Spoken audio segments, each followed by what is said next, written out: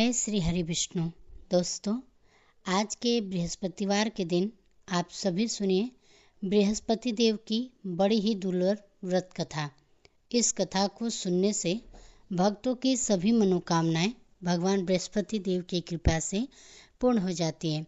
तो आइए बड़ी ही श्रद्धा और प्रसन्नचित मन से इस कथा का श्रवण करते हैं। भारतवर्ष में एक बहुत ही प्रतापी और दानी राजा राज्य करता था।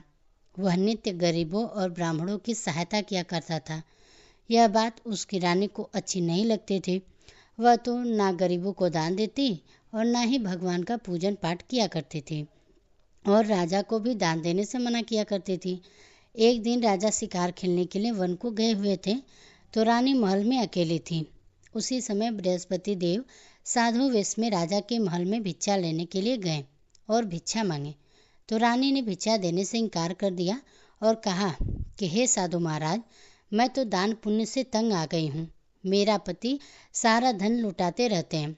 मेरी इच्छा है कि हमारा धन नष्ट हो जाए, फिर ना रहेगा बांस और ना बजेगी बांसुरी। साधु ने कहा, देवी, तुम तो बड़ी विचित्र हो। धन संतान तो सभी चाहते हैं, पुत्र और लक्ष्मी तो पापी के घर में भी होने चाहिए। यदि तुम्हारे पास धन अधिक है तो तुम भोजन को भोजन दो, प्यासे के लिए प्याऊ बनवाओ, मुसाफिरों के लिए धर्मशालाएं खुलवाओ, जो निर्धन अपनी कुंवारी कन्याओं का विवाह नहीं कर सकते उनका विवाह करा दो। ऐसे और कई काम हैं जिनके करने से तुम्हारा यश लोक और परलोक में फैले। परंतु रानी पर उपदेश का कोई भी प्रभाव नहीं पड़ा। वह बोली, महाराज, आप मुझे कुछ ना समझाएं। मैं ऐसा धन नहीं चाहती जो हर जगह बांटती फिरूं। साधु ने उत्तर दिया, यदि तुम्हारी ऐसी ही इच्छा है तो तथास्तु। तुम जैसा करना कि बृहस्पतिवार को घर को गोबर से यानी कि पीली मिट्टी से लीप देना, अपना सिर धोकर स्नान करना, भट्ठी चढ़ाकर कपड़े धोना। ऐसा करने से आपका सारा धन नष्ट हो जाएगा। इतना कहकर वह साधु महाराज वहाँ से अंतर्ध्यान हो गए और साधु के अनुसार कई बातों को पूरा करते हुए रानी को केवल 3 ही बृहस्पतिवार बीते थे कि उसकी समस्त धन संपत्ति नष्ट हो गई। भोजन के लिए राजा का परिवार तरसने लगा। तब एक दिन राजा ने रानी से बोला, हे रानी, तुम यहीं रहो, मैं दूसरे देश को जाता हूँ, क्योंकि यहाँ पर सभी लोग मुझे जानते हैं, इसलिए मैं कोई छोटा कार्य नहीं कर सकता।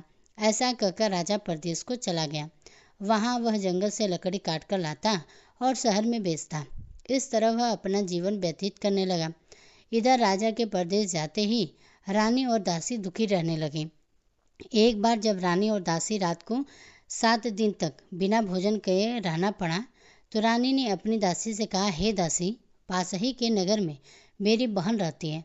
वह बड़ी ही धनवान है। तू उसके पास जा और कुछ लेकर आ ताकि थोड़ा समय के लिए गुजर हो सके। रानी दासी की बहन के पास गई। उस दिन गुरुवार का समय था और रानी की बहन उस समय बृहस्पतिवार व्रत की कथा सुन रही थी। दासी ने रानी की बहन को अपनी रानी का संदेश दिया, लेकिन रानी की बड़ी बहन ने कोई उत्तर नहीं दिया। जब दासी को रानी की बहन से कोई उत्तर नहीं मिला तो वह बहुत दुखी हुई और उसे क्रोध भी आया। दासी ने वापस आकर रानी को सारी बात बता दी। सुनकर रानी ने अपने भाग्य को कोसा। उधर रानी की बहन ने सोचा कि मेरी बहन की दासी आई थी, परंतु मैं उससे नहीं बोली, इससे वह बहुत ही दुखी हुई होगी। अतः कथा सुनकर और पूजन समाप्त करके वह अपने बहन के घर आई और कहने लगी, हे बहन, मैं बृहस्पतिवार का व्रत कर रही थी।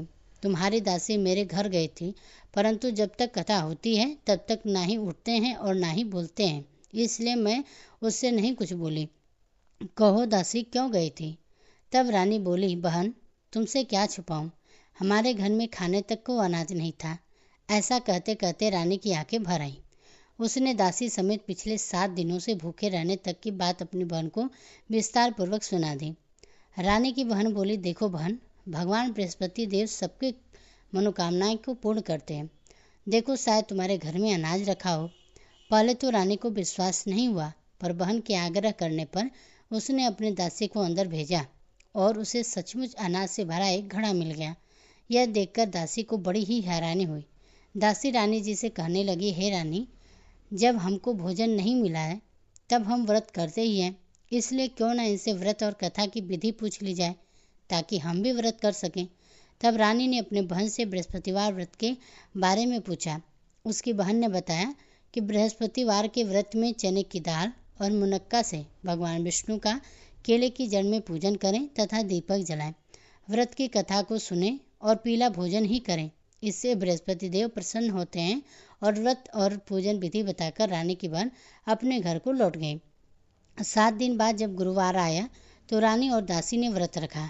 घुड़साल में जाकर चना और गुड़ लाई। फिर उसने केले की जड़ तथा भगवान विष्णु का पूजन किया। अब पीला भोजन कहाँ से लाएं? इस बात को लेकर दोनों बड़ी ही दुखी थी, क्योंकि उन्होंने व्रत रखा था, इसलिए बृहस्पति देव उनसे प्रसन्न थे।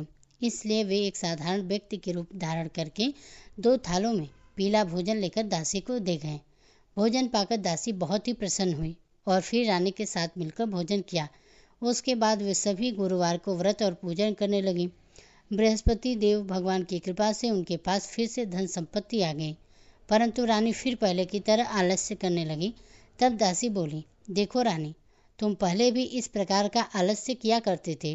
तुम्हें धन रखने में कष्ट होता था, इस कारण सभी धन नष्ट हो गया, और जब भगवान बृहस्पति देव की कृपा से धन मिला है तो तुम्हें फिर से आलस्य होता है। रानी को समझाते हुए दासी कहती है कि बड़ी मुसीबतों के बाद हमने यह धन पाया है, इसलिए हमें दान पुण्य करना चाहिए, भूखे मनुष्य को भोजन कराना चाहिए तथा धन को शुभ कार्यों में खर्च करना चाहिए, जिससे कि तुम्हारे कुल का यश बढ़े, स्वर्ग की प्राप्ति हो और पितृ लोग प्रसन्न होंगे। दासी की बात को मानकर रानी अपना धन कार्य शुभ कार्यों में खर्च करने लगी, जिससे कि पूरे नगर में उसका यश फैलने लगा। उधर एक दिन राजा दुखी होकर जंगल में एक पेड़ के नीचे आसन जमाकर बैठ गया। वह अपनी दशा को याद करके व्याकुल होने लगा। बृहस्पतिवार का दिन था। एकाएक उसने देखा कि निर्जन वन में एक साधु प्रकट हुए। वह साधु वेश में स्वयं बृहस्पति देवता थे। लकड़हारे के सामने आकर बोले, हे लकड़हारे, इस सुनसान जंगल में तू इतना चिंता मगन क्यों बैठा है? लकड़हारे ने दोनों हाथ जोड़कर प्रणाम किया और उत्तर दिया, महात्मा जी, आप तो सब कुछ जानते हैं, मैं क्या कहूँ। यह कहकर रोने लगा और साधु को अपनी आत्मकथा सुनाई। महात्मा जी ने कहा, तुम्हारी स्त्री ने बृहस्पतिवार के दिन बृहस्पति भगवान का निरादन किया है, जिसके कारण रुष्ट होकर उन्होंने तुम्हारी यह दशा कर दी। अब तुम चिंता को दूर करके मेरे कहने पर चलो, मैं तुम्हारे सब कष्ट दूर हो जाएंगे और भगवान पहले से भी अधिक तुम्हें धन संपत्ति देंगे। तुम बृहस्पतिवार के दिन कथा किया करो, 2 पैसे के चने मुनक्का लाकर उनका प्रसाद बनाओ और शुद्ध जल से लोटे में शक्कर मिलाकर अमृत तैयार करो। कथा के पश्चात अपने सारे परिवार को और सुनाने वालों के प्रेमियों में अमृत व प्रसाद बांटकर खुद भी ग्रहण किया करो। ऐसा करने से भगवान तुम्हारी सब मनोकामनाएं पूरी करेंगे। साधु के ऐसे वचन सुनकर लकड़हारा बोला, हे प्रभु, मुझे लकड़ी बेचकर इतना पैसा नहीं मिलता जिससे मैं भोजन के उपरांत कुछ बचा सकूं। मैंने रात्रि में अपनी स्त्री को बहुत ही व्याकुल देखा है। मेरे पास कुछ भी नहीं है जिससे कि मैं इसकी खोज खबर कर सकूं। साधु ने कहा, हे लकड़हारे, तुम किसी बात की चिंता मत करो। बृहस्पतिवार के तुम रोजाना की तरह लकड़ियां लेकर शहर जाओ। तुमको रोज से दुना धन प्राप्त होगा, जिससे तुम भली भांति भोजन कर लोगे और बृहस्पति देव की पूजा का सामान भी आ जाएगा। इतना कहकर साधु महाराज अंतर ध्यान हो गए और धीरे धीरे समय व्यतीत होने पर फिर वही बृहस्पतिवार का दिन आया। लकड़हारा जंगल से लकड़ी काटकर किसी शहर में बेचने चला गया। उसे उस दिन से अधिक कई गुना पैसा मिला। राजा ने चना और गुड़ आदि लेकर गुरुवार का व्रत किया। उस दिन से उसके सभी जो क्लेश थे वह दूर हो गए, परंतु जब दोबारा गुरुवार का दिन आया तो बृहस्पतिवार का व्रत करना भूल गया। इस कारण से वह बृहस्पति देव भगवान उस पर नाराज हो गए। उस दिन उस नगर के राजा ने विशाल यज्ञ का आयोजन किया था तथा शहर में यह घोषणा करा दी थी कि कोई भी मनुष्य अपने घर में भोजन ना बनवाए, ना ही आग जलाए। समस्त जनता मेरे यहाँ भोजन करने आए। इस आज्ञा को जो नहीं मानेगा उसे फांसी की सजा दी जाएगी। इस तरह की घोषणा संपूर्ण नगर में करवा दी गई। राजा की आज्ञा के अनुसार शहर के सभी लोग भोजन करने गए, लेकिन लकड़हारा कुछ देर से पहुंचा, इसलिए राजा ने उसको अपने साथ घर ले गए और ले जाकर भोजन करा रहे थे तो रानी की दृष्टि उस खूंटी पर टंगी हार पर पड़ी, जिसके हार लटका हुआ था, पर वह वहाँ पर दिखाई नहीं दे रहा था। रानी ने निश्चय किया कि मेरा हार इस मनुष्य ने ही चुरा लिया है। उसी समय सिपाहियों को बुलाकर उसको कारागार में डलवा दिया। जब लकड़हारा कारागार से पकड़ा गया और बहुत ही दुखी होकर विचार करने लगा कि न जाने कौन से पूर्व जन्म के कर्म से मुझे यह दुख प्राप्त हुआ, और उसी साधु को याद करने लगा जो कि उसे जंगल में मिला था। उसी समय तत्काल बृहस्पति देव साधु के रूप में प्रकट हुए और उसकी दशा को देखकर कहने लगे, अरे मूर्ख, तूने बृहस्पति देव की कथा नहीं करी, इस कारण तुझे दुख प्राप्त हुआ है। अब चिंता मत कर, बृहस्पतिवार के दिन कारागार के दरवाजे पर 4 पैसे पड़े हुए मिलेंगे, उनसे तुम बृहस्पति देव की पूजा करना, तेरे सभी कष्ट दूर हो जाएंगे। बृहस्पतिवार के दिन उसे 4 पैसे मिले। लकड़हारे ने कथा कही। उसी रात्रि को बृहस्पति देव ने उस नगर के राजा को स्वप्न में कहा, हे राजा, तुमने जिस आदमी को कारागार में बंद किया है वह निर्दोष है, वह राजा है, उसे छोड़ देना।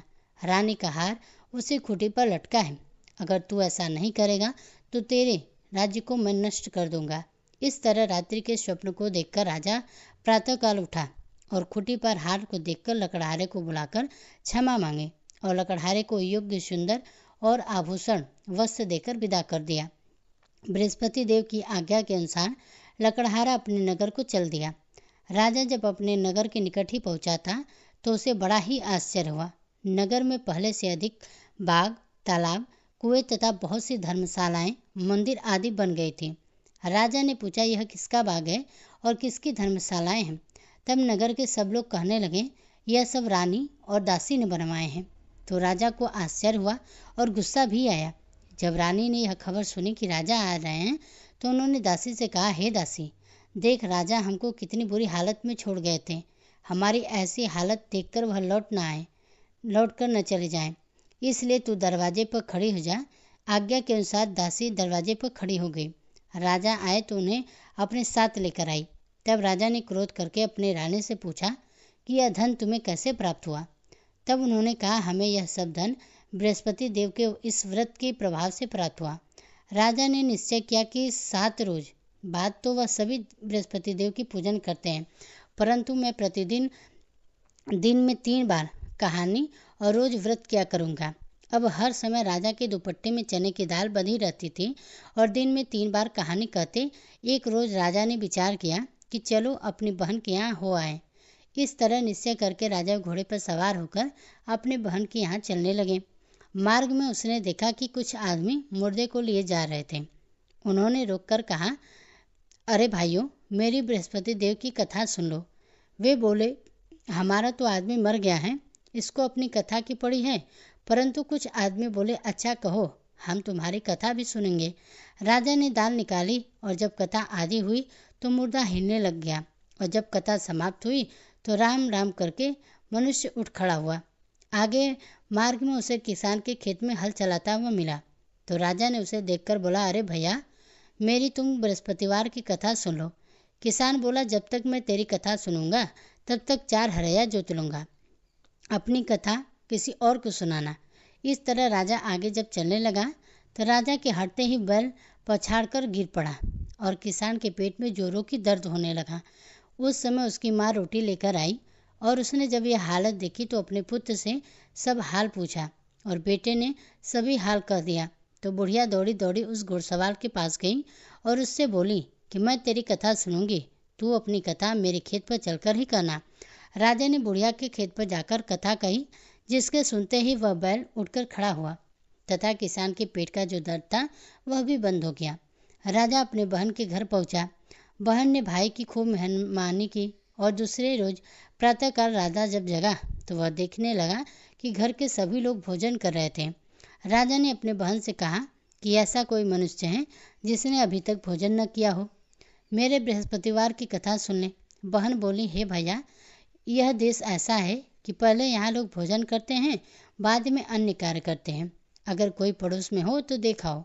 वह ऐसा कहकर देखने चली गई, परंतु उसे कोई भी ऐसा व्यक्ति नहीं मिला जिसने अभी तक भोजन न किया हो। अतः वह एक कुम्हार के घर गई जिसका लड़का बीमार था। उसे मालूम हुआ कि उसने यहाँ तक 3 रोज से भोजन नहीं किया है। रानी ने अपने भाई की कथा सुनने के लिए कुम्हार से कहा। वह तैयार हो गया। राजा ने जाकर बृहस्पतिवार की कथा कही, जिसको सुनकर उसका लड़का बीमार जो था वह ठीक हो गया। अब तो राजा की बहुत ही प्रशंसा होने लगी। राजा ने अपनी बहन से कहा, हे बहन, हम अपने घर को जाएंगे, तुम भी तैयार हो जाओ। राजा की बहन ने अपने सास से कहा तो सास ने कहा, हाँ चली जा, परंतु अपने लड़कों को मत ले जाना, क्योंकि तेरे भाई की कोई औलाद नहीं है। बहन ने अपने भैया से कहा, हे भैया, मैं तो चलूंगी, पर कोई बालक नहीं चलेगा। तो राजा बोला, जब कोई बालक नहीं चलेगा तब तुम ही क्या करोगी। बड़े दुखी मन से राजा अपने नगर को लौट आया। अपने रानी से कहने लगा, हे रानी, हम निसंतान हैं, इसलिए हमारे घर कोई आना पसंद नहीं करता है। तब रानी बोली, हे प्रभु, बृहस्पति देव की कृपा से हमें सब कुछ प्राप्त हुआ है, वह हमें औलाद भी अवश्य देंगे। उसी रात को बृहस्पति देव ने राजा से स्वप्न में कहा, हे राजा, उठो, सभी सोच त्याग दो, तेरी रानी गर्भ से है। राजा को यह बात सुनकर बड़ी ही खुशी हुई। 9वें महीने में उसे गर्भ से एक सुंदर पुत्र पैदा हुआ। तब राजा बोला, हे रानी, स्त्री बिना भोजन के रह सकती है, पर बिना औलाद के नहीं रह सकती। जब मेरी बहन आएगी तुम मुझसे कुछ मत कहना। रानी ने सुनकर कह दिया, हाँ।